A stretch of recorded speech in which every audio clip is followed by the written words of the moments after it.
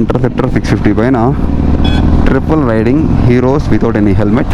నేను క్లచ్ పట్టుకున్న ఈ 4 కిలోని బండి రేస్ చేస్తున్నాను.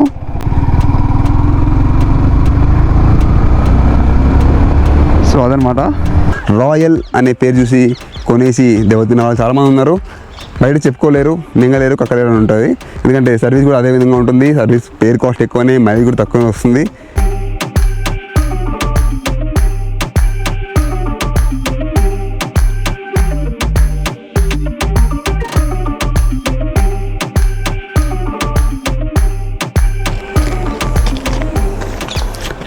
నమస్తే అందరికీ, నేను మీ మధుకర్. Welcome back to my YouTube channel moto mats. మీరు లాస్ట్ వీడియోలో ఈ Yamaha XSR retro sporty looking bike detail review చూసుంటారు కదా. ఒకవేళ చూడకపోతే ఒకసారి బ్యాక్ వెళ్ళి చూడండి, లేకపోతే కింద నేను డిస్క్రిప్షన్లో లింక్ ఇస్తా. ఇప్పుడు మాత్రం ఈ బైక్ డీటెయిల్డ్ రైడ్ రివ్యూ చేసి చూపిస్తున్నా. అంటే ఈ బైక్ కొనాలా వద్దా అనేది ఆ రైడ్ రివ్యూ చూస్తే మీకు అర్థమైపోతుంది.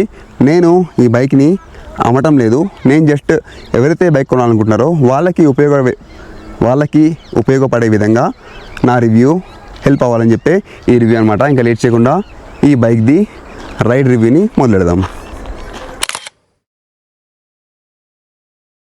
ఫ్రెండ్స్, ఇప్పుడు ఈ XSR 155ది డీటెయిల్డ్ రైడ్ రివ్యూ చేసి చూద్దాం. ఓల్డ్ కీ స్టిల్ కంటిన్యూయింగ్, ఎలాంటి మార్పు లేదు. Let's start. ఈ ఎల్సిడి ఇన్స్ట్రుమెంట్ క్లస్టర్ ఏదైతే ఉందో పెద్ద హంగులు లేవు, రెట్రో లుకింగ్ అన్నట్టే రౌండ్గా నీట్గా ఉంది. కానీ ఎల్సిడిలో టెక్స్ట్ అంతా బాగా కనబడదు, ఇందులో మాత్రం చాలా బ్రైట్గా కనబడుతుంది. ఎగ్జాస్ట్ నోట్,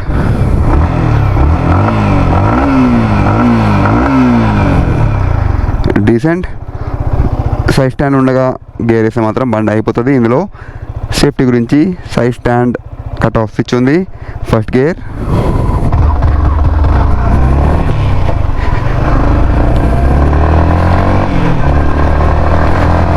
ఈ స్పీడ్లో బ్రేక్ వేద్దాం. డ్యూయల్ ఛానల్ ABS, బ్రేకింగ్ మాత్రం జస్ట్ పర్ఫెక్ట్.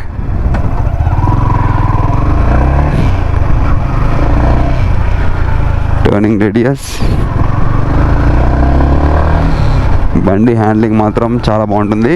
నేను ఆల్రెడీ ఈ బండిని టెస్ట్ చేసా, మీ గురించి మళ్ళీ ఈ వీడియో గురించి సెపరేట్గా టెస్టింగ్ చేసి చూపిస్తున్నాను. బండి హ్యాండ్లింగ్ మాత్రం ఎలాంటి ఇబ్బంది లేకుండా ఉంటుంది. రెట్రో లుకింగ్ బండి అంటే రెట్రో స్టైల్లో కొంచెం హ్యాండ్లింగ్ ఇబ్బందులు ఉంటాయి, ఎందుకంటే ఆ బండి లెంత్ వల్ల మీకు అనిపించవచ్చు హ్యాండ్లింగ్ కొద్దిగా కష్టం అని చెప్పి. కానీ ఇందులో మనం వాడింది డెల్టా బాక్స్ ఫ్రేమ్ కాబట్టి హ్యాండ్లింగ్లో ఎలాంటి ఇబ్బంది ఉండదు. ఏ విధంగా అయితే MT-15 హ్యాండిల్ చేస్తారో, మన R15ని హ్యాండిల్ చేస్తారో, అదేవిధంగా ఈ బండి కూడా హ్యాండిల్ చేయొచ్చు. ఓకే, బ్రేకింగ్ కూడా పర్ఫెక్ట్. డ్యూయల్ ఛానల్ ABS, ఫ్రంట్లో 282 mm, వెనకాల 220 mm. ఫ్రంట్లో డ్యూయల్ పిస్టన్ క్యాలిపర్, వెనకాల సింగిల్ పిస్టన్ క్యాలిపర్. ఒకసారి చిన్నగా మనం దీని షాక్ అబ్జర్వర్ టెస్ట్ చేసేద్దాం.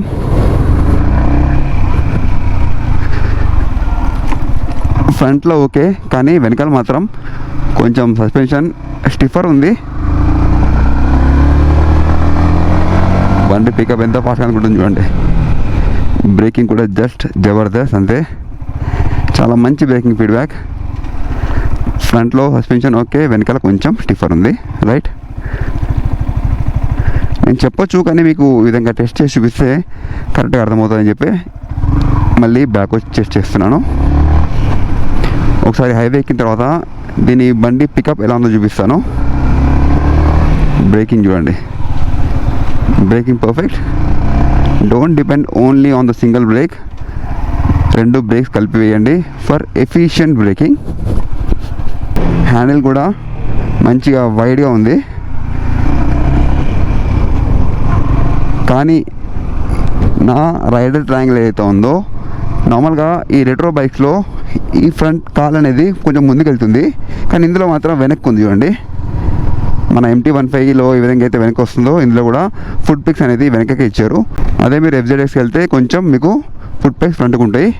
లాంగ్ రైడింగ్లో కొంచెం కంఫర్ట్ ఉంటుంది. ఇందులో కొంచెం మనము లాంగ్ రైడ్ చేస్తున్నప్పుడు అంతా సపోర్ట్ చేయకపోవచ్చు అనమాట. మనం హైవే మీద ఎక్కేసాం. ఫస్ట్ థింగ్ ఏంటంటే బండి మీద కూర్చోగానే వైడ్ హ్యాండిల్ బాగుంది. అండ్ ఆల్సో ఇన్స్ట్రుమెంట్ క్లస్టర్ చూడడానికి డీసెంట్గా ఉంది.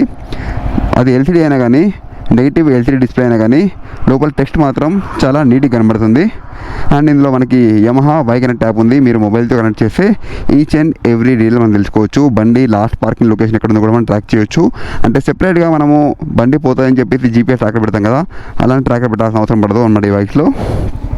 Okay, this red colour looking అయితే చాలా బాగుంది. రెడ్ అయితే మంచిగా బ్రైట్ హాట్ రెడ్ చూడడానికి చాలా బాగుంది. నాకైతే పర్సనల్లీ ఉన్న కలర్స్లో ఈ కలర్ ఎక్కువ నచ్చింది. Right, first gear. ఇందులో ఉన్నది స్లిప్పర్ అసిస్ట్ క్లచ్, అంటే డౌన్ షిఫ్టింగ్లో ఇంజన్ బ్రేకింగ్ అవ్వకుండా ఈజీగా గేర్ని మార్చొచ్చు. First gear, second gear. Speedometer connect అయ్యేది, నేను జస్ట్ అప్రాక్సిమేట్గా చెప్తాను మీకు స్పీడ్. రెట్రో బైక్లో స్పీడ్ అనేది ఫాస్ట్గా అందుకోదు అని ఉంటుంది, కానీ ఇందులో మాత్రం అలాంటి కంప్లైంట్ అయితే ఏది లేదు. 120 ఈజీగా క్రూజ్ చేయొచ్చు. 6 గేర్స్, అది కూడా గొప్ప విషయమే. 155 cc 6 గేర్ ఆప్షన్. ఈ స్పీడ్లో ఒక బ్రేక్ వేద్దాం.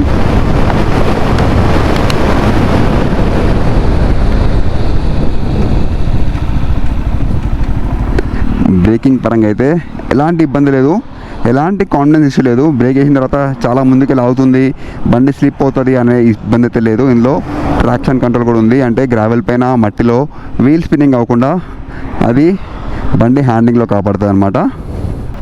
మళ్ళీ ఒకసారి బండి పికప్ చేద్దాం. ఫస్ట్ గేర్, ఇనీషియల్ టాక్ చూస్తారా, సప్మల్ లేపుతుంది. Second gear, third gear. ఇది షోరూమ్ బైక్ కాబట్టి ఓడోమీటర్ కనెక్షన్ తీసుంది, so kindly ignore for that. ఈ రేర్ వ్యూ మిర్రర్స్ ఏవైతే ఉన్నాయో మంచి వైడ్ ఉన్నాయి, పాత ఎఫ్జెడ్లో ఉన్నట్టే ఉన్నాయి, కానీ కుడ్ హ్యావ్ బీన్ బెటర్. కొంచెం మంచి క్వాలిటీ ఇస్తే బాగుంటుండే, అట్లీస్ట్ రౌండ్ ఇచ్చినా కానీ బాగుంటుండే. ఆఫ్టర్ మార్కెట్లో అంటే వీళ్ళదే యాక్సెసరీస్ సెపరేట్ దొరుకుతున్నాయి. బార్ అండ్ మిర్రర్స్ ఉన్నాయి, కావాలంటే అది కొనుక్కోవచ్చు. కాస్ట్ కొద్దిగా ఎక్కువ ఉంది, అమెజాన్లో అవైలబుల్ ఉన్నాయి అనమాట. 6th గేర్లో పికప్ బండి.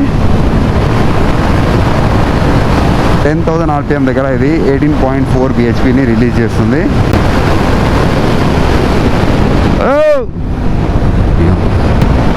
అట్లా ఉంటారన్నమాట మన వాళ్ళు, ఇలా వస్తున్నాడు, ఇటు వస్తున్నాడు కాక.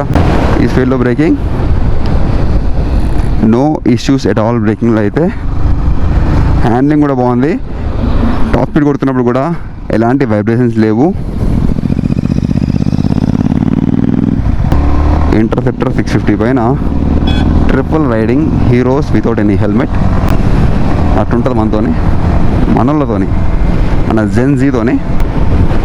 MT-15 అనగానే చాలామంది యూత్ ఇష్టపడే బైక్.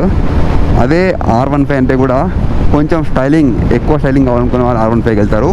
అదే ఇంజన్ క్యాపబిలిటీస్తోని మనకి ఇప్పుడు ఫ్యామిలీస్ వాళ్ళు కూడా ఇష్టపడి నడిపించే విధంగా ఈ XSR 150ని కొద్దిగా లేట్గా దించారు. ఇంజన్ ఎప్పుడో ప్రూవ్ అయింది, కానీ ముందే దించుంటే మాత్రం ఇంకా బాగుంటుండే. ఎనీవేస్ లేట్గా దించినా కానీ లేటెస్ట్గా మంచి లుక్స్ అండ్ మంచి పర్ఫార్మెన్స్ దించారు.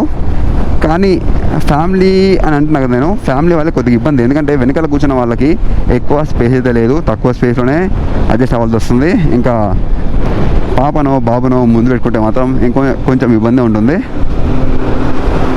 Let me pass this. ఇప్పుడు ఇంకొక మెయిన్ ఆస్పెక్ట్, దీని లో అండ్ టార్క్. అంటే ఈ బైక్ని ఎక్కువగా కొనేవాళ్ళు సిటీస్ కమ్యూటింగ్ చేసేవాళ్ళు. సో సిటీ ట్రాఫిక్లో మాటికి గేర్స్ మార్చకుండా లోయర్ RPMస్లో కూడా ఏ విధంగా పర్ఫామ్ చేస్తుందో చూద్దాము. ముందు మొత్తం లారీ డస్ట్ అయిపోయింది. ఓకే, ఇక్కడ నుంచి మనము దీన్ని లో అండ్ టార్క్ టెస్ట్ చేద్దాం. నేను 4th గేర్లో ఉన్న స్పీడ్ చూస్తున్నారు కదా, నాట్ మోర్ దెన్ 15. క్లచ్ పైన చేయి ఇస్తాను, లైట్గా నేను యాక్సలరేషన్ ఇస్తున్నాను అంతే. స్పీడ్ 10-15 వరకే ఉంటుంది, కానీ 4th గేర్లో వెళ్తుంది. సో ఇదనమాట దీని రిఫైన్మెంట్, అంటే VVA engine, variable valve actuation. Lower RPMలో కూడా ఎక్కువ టార్క్ని రిలీజ్ చేస్తుంది. అంటే ఇందులో డ్యూయల్ క్యామ్స్ ఉంటాయి అన్నమాట. ఒక క్యామ్లో లోయర్ RPM దగ్గర హయ్యర్ టార్క్ రిలీజ్ చేస్తుంది, అదేవిధంగా హయ్యర్ స్పీడ్లో మళ్ళీ ఇంకొక క్యామ్ యాక్టివేట్ అయిపోతుంది అనమాట. ఆ విధంగా బండి ట్రాఫిక్లో వెళ్తున్నప్పుడు కూడా ఇలాంటి ఇబ్బంది లేకుండా బండి పికప్ తీసుకుంటుంది చూడండి. నేను క్లచ్ పట్టుకున్న ఈ 4th గేర్లోనే బండి రేస్ చేస్తున్నాను. చిన్న వైబ్రేషన్ ఉంటుంది.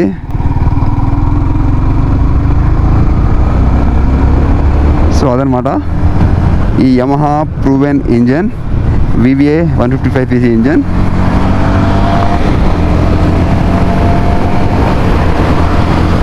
బండి పికప్ మాత్రం అదుర్స్.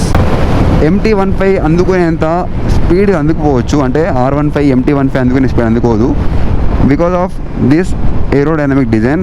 ఆ రెండు బైక్స్ అనేది కొంచెం ఏరోడైనమిక్ పరంగా బాగుంటాయి. ఇది కొంచెం రెట్రో లుకింగ్ కాబట్టి అంత స్పీడ్ కాకుండా కానీ ఒక 10-15 kmph అనేది తక్కువ ఉంటుంది. కమింగ్ టు ఇట్స్ మైలేజ్, 155ccలో మంచి పర్ఫార్మెన్స్తో పాటు మంచి మైలేజ్ కావాలంటే definitely you can opt this Yamaha 155 engines. ఇది మీకు సిటీస్లో 45 to 50 మైలేజ్ పక్కా వస్తుంది. హైవేలో ఎక్కువ వస్తుందా అంటే హైవేలో ఎక్కువ రాదు. హైవేలో కూడా మీకు 48 to 50 మధ్యలోనే వస్తుంది. కాబట్టి మంచి పర్ఫార్మెన్స్తో పాటు మంచి పవర్ అండ్ టార్క్ ఉన్న బండి విత్ గుడ్ మైలేజ్ కావాలంటే డెఫినెట్లీ మీరు ఈ బైక్ని ఓన్ చేయొచ్చు. డైలీ ఆఫీస్కి వెళ్ళే వాళ్ళు ప్రశాంతంగా దీన్ని క్రూజ్ చేసుకుంటూ వెళ్తే ఆనందం వేరే ఉంటుంది. This is retro sport bike, not complete retro sport bike. దానికి అనుగుణంగానే ఫుట్ పెక్స్ అనేది కొద్దిగా బ్యాక్ ఉంటుంది అండ్ పర్ఫార్మెన్స్ కూడా రెట్రో లాగా స్లోగా ఉండకుండా కొంచెం అగ్రెసివ్ ఉంటుందన్నమాట. సో అదనమాట నా రైడ్ రివ్యూ. మీకు ఎలా అనిపించిందో కింద కమెంట్లో చెప్పండి. దాంతోపాటు మీకు ఈ బండి మీద ఏదైనా డౌట్స్ ఉంటే you can frankly ask any question in the comments. I'm the one who keeps on giving answer for each and every comment. నా పాత వీడియోస్ చూడొచ్చు, ఎవరు కమెంట్ చేసినా నేను డెఫినెట్లీ రిప్లై ఇచ్చేంత టైం అయితే నాకుంది. మీరు ఇంత టైం పెట్టి నా వీడియోస్ చూసినందుకు ఆ విధంగా రిప్లై ఇవ్వడం అనేది నా బాధ్యత అని ఫీల్ అవుతాను అనమాట. So if you have any doubt you can ask me. ఇక్కడతో నా ఈ రైడ్ రివ్యూ నేను చేస్తున్నా. మళ్ళీ మంచి బైక్ రివ్యూస్ కార్యతో కలుసుకుందాం. బిఫోర్ దాట్ ఒకసారి దీన్ని కన్క్లూజన్ చెప్తా, అది చూసాక సయోనారా.